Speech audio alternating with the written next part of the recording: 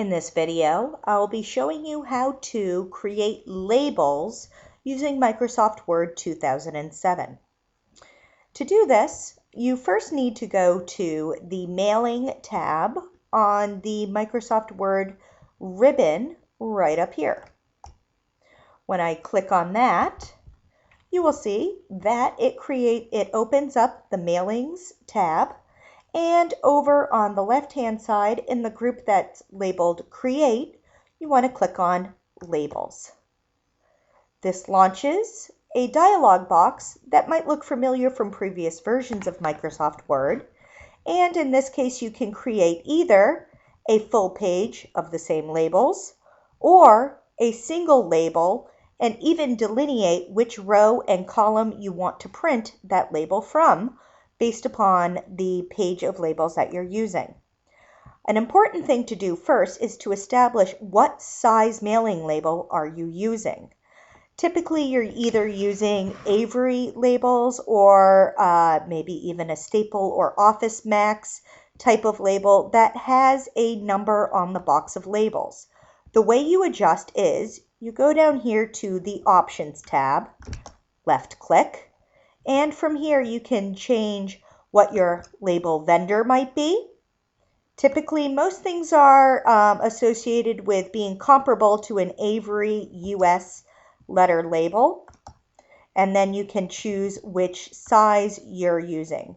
In my case, I'm going to be using 5263. So I'm going to scroll here until I find, just went past it,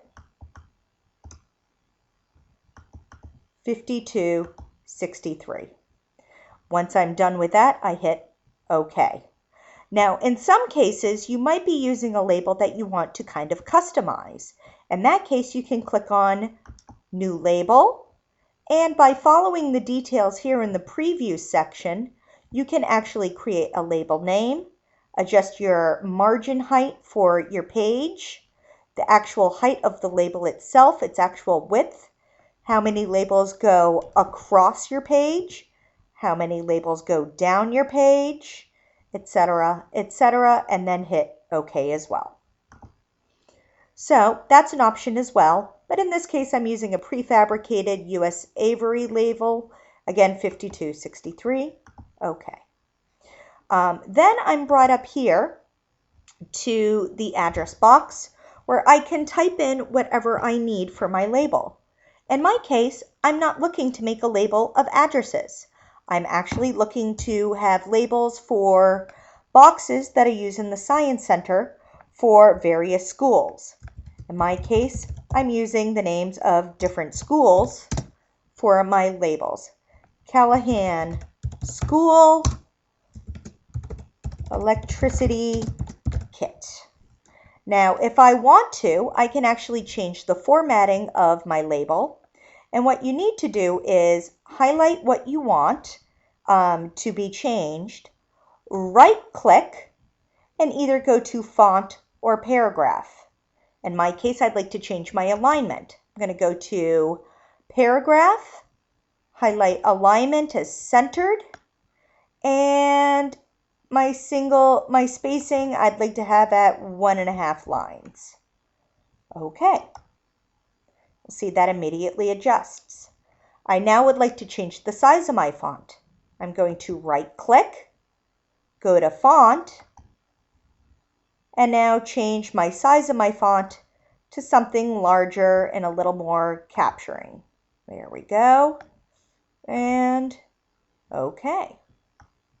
So there we go. That's looking just about right.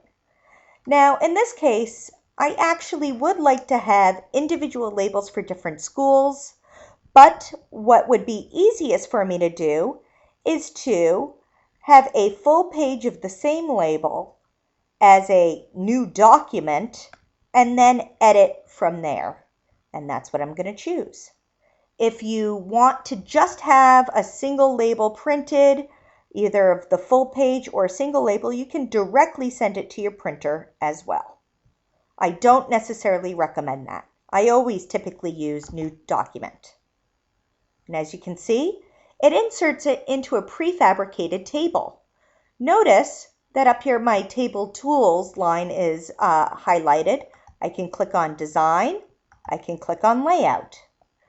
Outside of that, I can also now go into the individual labels and change them as I wish.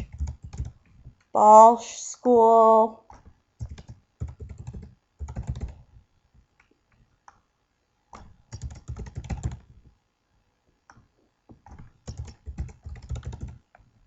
And I would actually like to delete these ones as I won't be needing them. So now I have my page of labels ready to go.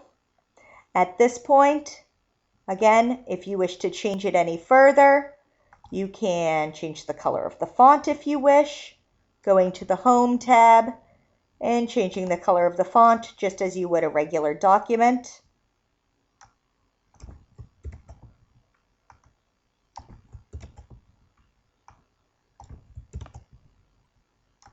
And there we go. So now I have it pretty much ready to go. It's looking just the way I want it to. And at this point, I simply go ahead. I can preview my print. That's looking good. And print it out.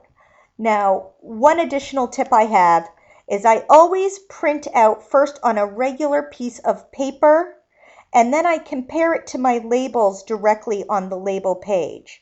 That way, if there is something that's not lining up, I can simply go back into my document, adjust it as I see fit, and then print it out again.